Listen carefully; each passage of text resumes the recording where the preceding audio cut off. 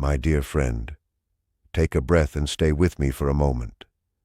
There is something I want to sit with you in gently, without rushing you toward any conclusion.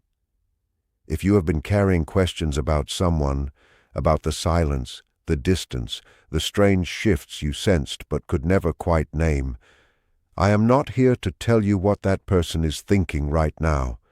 None of us can truly know that. No psychologist, philosopher, spiritual teacher, or person on the internet can honestly promise you what another human being is secretly feeling or what they will eventually choose.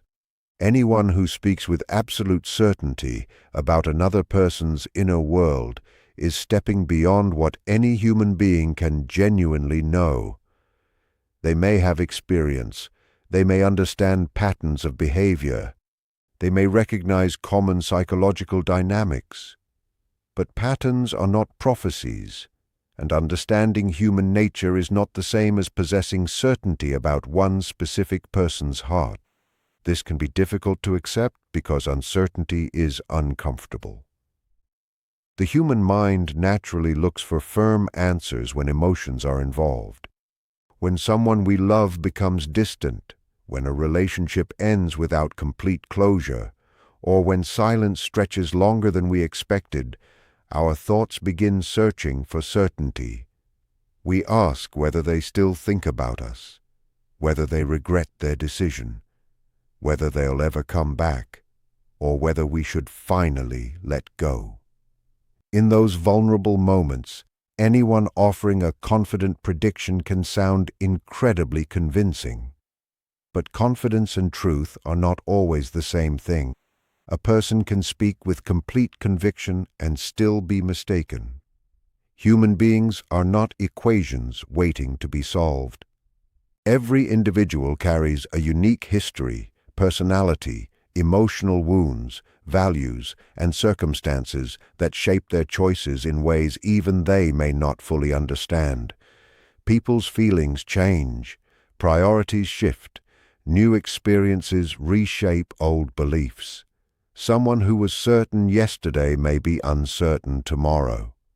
Someone who seemed emotionally unavailable may eventually become deeply open, while someone who appeared fully committed may unexpectedly pull away. The human heart is constantly evolving. Psychology itself teaches humility rather than certainty. It helps us understand tendencies, attachment styles, defense mechanisms, emotional regulation, and recurring behavioral patterns. It can explain why someone might withdraw under stress, why another person seeks constant reassurance, or why childhood experiences continue influencing adult relationships. These insights are incredibly valuable because they offer understanding instead of confusion. But even the most respected psychological theories stop short of guaranteeing exactly what any one person is thinking or what they will choose next. The same is true of philosophy. Philosophers have spent thousands of years asking profound questions about love, identity, freedom, and the meaning of life. They have offered beautiful ideas about the human condition, but they rarely claim to predict another person's future decisions. Their wisdom lies not in certainty, but in helping us become more thoughtful observers of ourselves and others. Spiritual traditions, too, often encourage trust, compassion, forgiveness, and hope. At their best, they invite us to live with faith while acknowledging that much of life remains mysterious. They remind us that there are limits to human knowledge and that not every question receives an immediate answer. The Internet, however, often rewards certainty over honesty. Titles promising, "This is exactly what they're thinking," or "These 7 signs prove they'll return," attract attention because certainty is emotionally comforting. When our hearts are hurting, certainty feels like shelter from the storm. Yet emotional comfort and factual accuracy are not always companions. Sometimes the most comforting answers are also the least reliable. Honesty sounds quieter, It says, "We don't know." And while those three words may initially feel disappointing, they are often the beginning of genuine wisdom. Acknowledging uncertainty does not mean abandoning hope.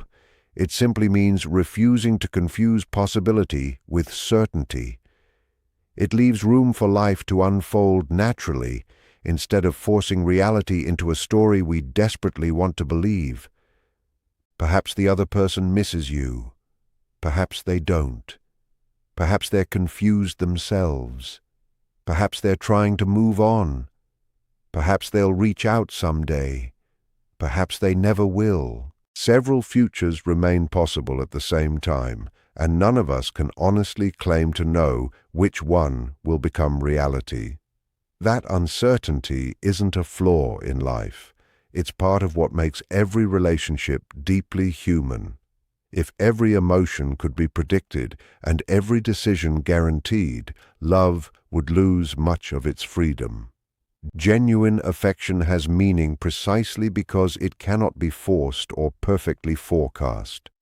So rather than offering promises no one can honestly make, it may be kinder to offer something far more valuable: understanding, patience, and the reminder that your life does not have to remain suspended while you wait for answers that may never come. Sometimes the greatest act of wisdom is not pretending to know another person's heart, but learning to care for your own while the future remains unwritten.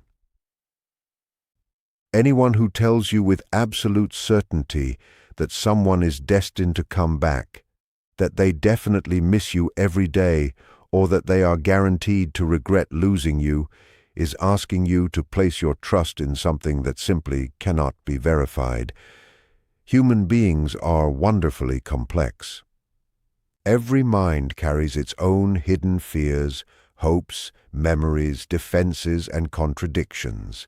Even the people closest to us remain, in many ways, mysterious. That realization can feel disappointing at first. We naturally long for certainty, especially when our hearts are involved. We want someone to tell us that everything will work out exactly the way we hope. We want reassurance that the story isn't over. We search for signs, symbols, hidden meanings, psychological explanations, and comforting predictions because uncertainty feels unbearable. But perhaps there is something quietly liberating hidden inside that uncertainty. Because when we stop demanding impossible certainty, we begin making room for something far more honest. What I can offer isn't certainty about someone else's heart. I can offer companionship inside the uncertainty itself. Because strangely enough, the uncertainty is often the heaviest burden we carry. Most heartbreak isn't only about losing someone. It's about not knowing whether they think about you, not knowing whether they ever loved you as deeply as you loved them, not knowing if they're happier now, not knowing if they'll ever reach out, not knowing whether waiting is hopeful or harmful, not knowing whether you've already become nothing more than a memory.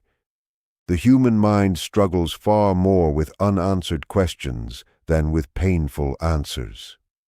A difficult truth can eventually be accepted, but uncertainty has a peculiar habit of keeping the imagination endlessly employed. Every silence becomes a puzzle waiting to be solved. Every memory becomes evidence to examine. Every coincidence begins to feel meaningful. The mind becomes a detective investigating a case that has no final report. Some mornings you wake convinced they're coming back. By evening you've convinced yourself they've forgotten you forever. Nothing has changed externally. Only the stories inside your head have shifted. This emotional pendulum is exhausting because uncertainty gives our imagination unlimited freedom. And unfortunately, the imagination is equally talented at creating hope and creating fear. One moment it whispers, maybe they're just afraid. The next it insists, maybe they never cared. Neither thought is necessarily true, they're simply possibilities. Yet our nervous system often reacts to imagined possibilities as though they were established facts. That's why uncertainty feels physically exhausting. Your body doesn't always distinguish between an actual threat and an unanswered question. The unknown keeps your emotional system alert. It keeps one part of you waiting by an invisible window, listening, watching, expecting, and waiting can quietly become a full-time occupation. Sometimes people believe closure comes from receiving one perfect conversation. They imagine that if only the other person would finally explain everything, apologize sincerely, or reveal their true feelings, peace would arrive instantly. Occasionally that happens. More often it doesn't, because even clear answers rarely erase complicated emotions. Someone may explain exactly why they left, and you may still miss them. Someone may apologize sincerely, and part of you may still grieve. Someone may admit they loved you deeply, yet still choose a different life. Information alone doesn't heal attachment. Healing comes from learning how to live peacefully alongside unanswered questions. That isn't surrender, it's emotional maturity. There is a quiet courage in saying, "I don't know," not because you've stopped caring, but because you've stopped pretending certainty is available when it isn't. Modern life encourages us to believe every problem has an answer if we search hard enough.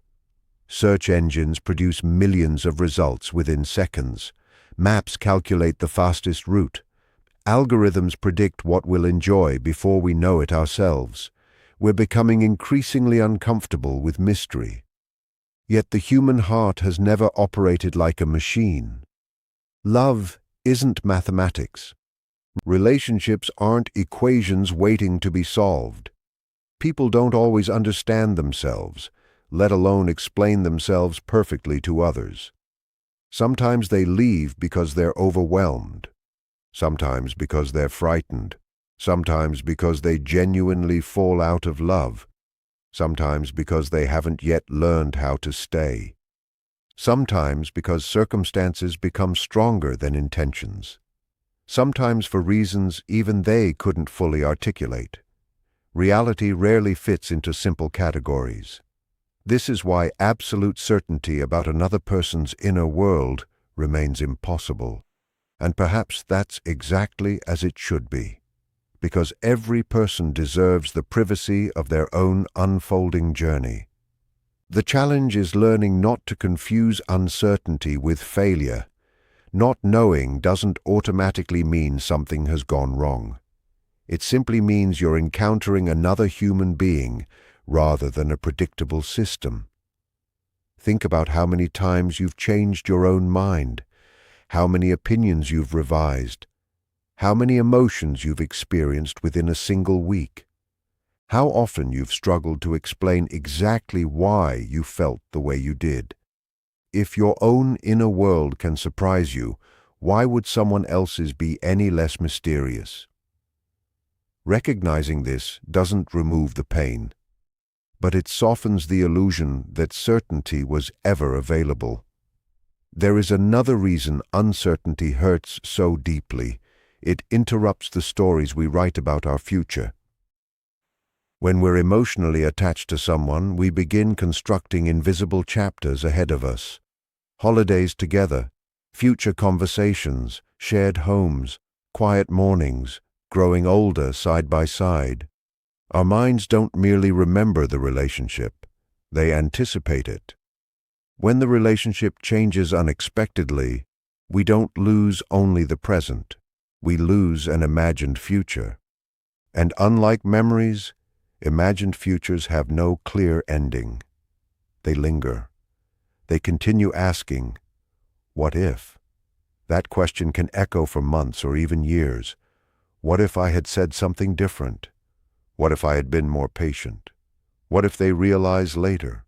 What if I wait? What if I leave? What if they're thinking exactly the same thing? Every unanswered what if becomes another room inside the house of uncertainty. Eventually, the mind becomes lost wandering through hallways that don't actually exist. This is where gentle companionship becomes so valuable. Not someone who rushes to provide easy answers, not someone who insists everything happens for a reason, not someone who promises impossible outcomes, but someone willing to sit beside you without pretending to know what cannot be known. There is extraordinary comfort in hearing someone say, "I don't know either," because honesty creates trust. False certainty creates temporary relief, but often deeper disappointment later. Real companionship sounds different. It says, "This is painful. I understand why you're confused. Your questions make sense. You don't have to solve everything today." Those words don't erase grief, but they make grief feel less lonely. Sometimes we imagine healing means reaching a day when we never think about that person again. Life rarely unfolds so neatly. Healing often looks much quieter. You remember them without needing immediate answers. You can wonder about them without allowing the wondering to consume your entire day. You can acknowledge the uncertainty without becoming trapped inside it. Little by little, the unanswered questions lose their urgency, not because they've finally been answered, but because you've grown larger than the questions themselves. The heart expands, perspective widens, life gradually fills with new conversations, new experiences, new responsibilities, new joys. The unanswered questions don't disappear. They simply stop occupying the center of the stage. Perhaps one day you'll discover what happened. Perhaps you won't. Both futures are possible.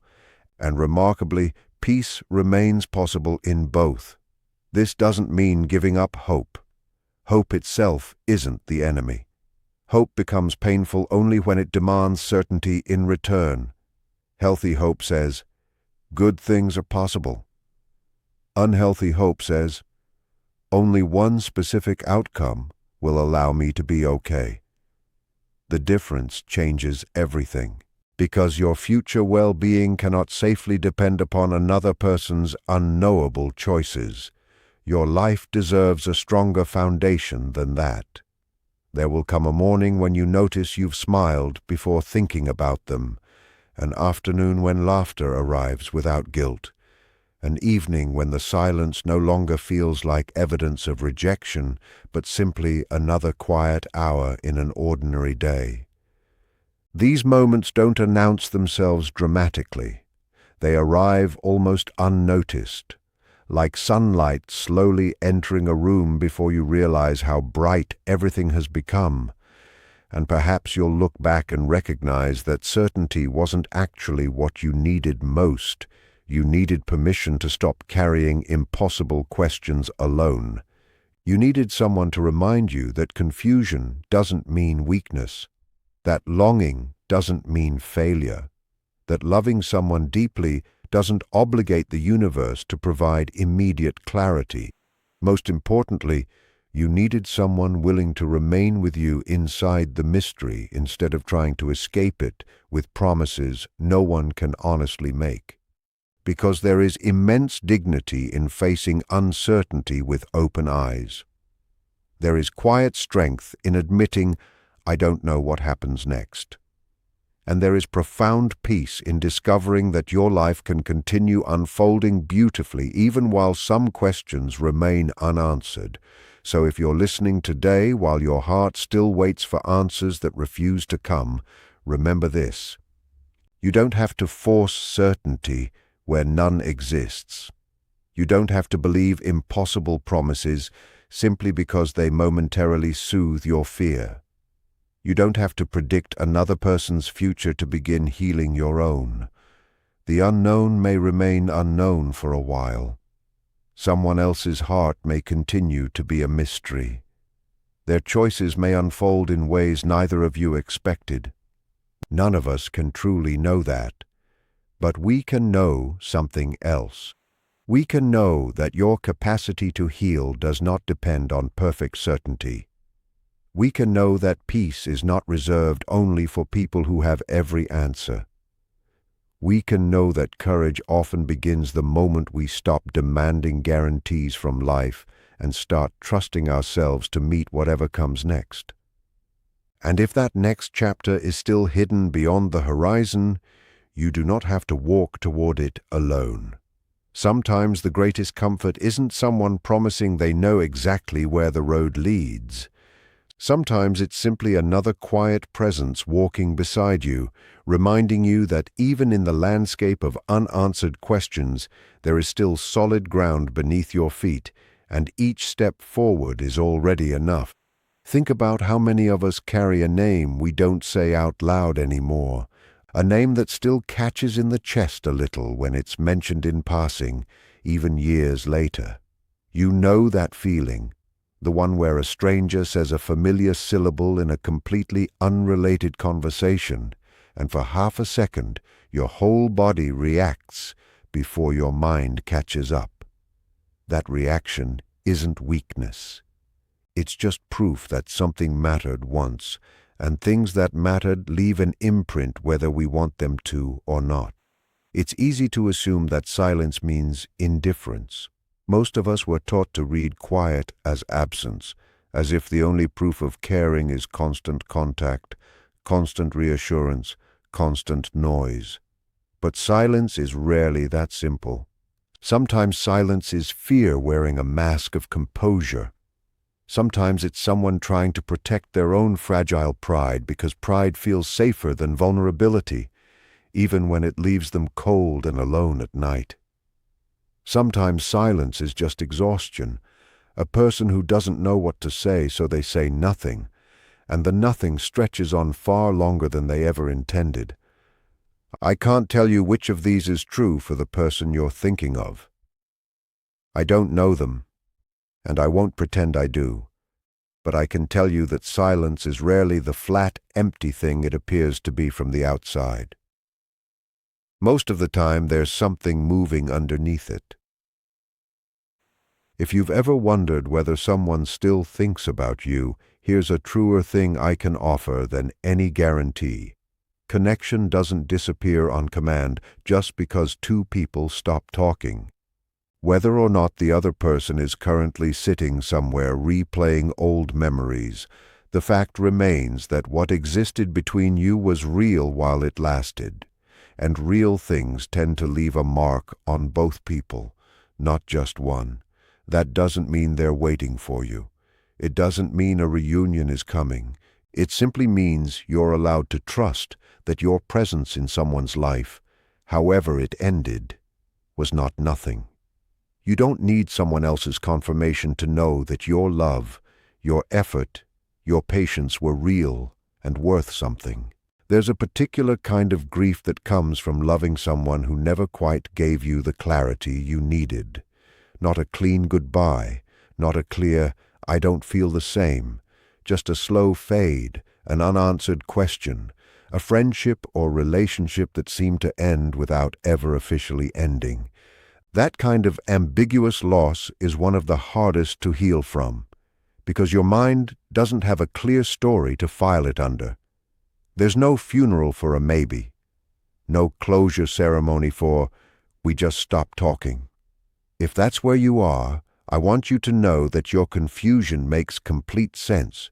You're not overreacting. You're not being dramatic. You're grieving something that never got the decency of an ending, and that is genuinely harder to process than a clean break.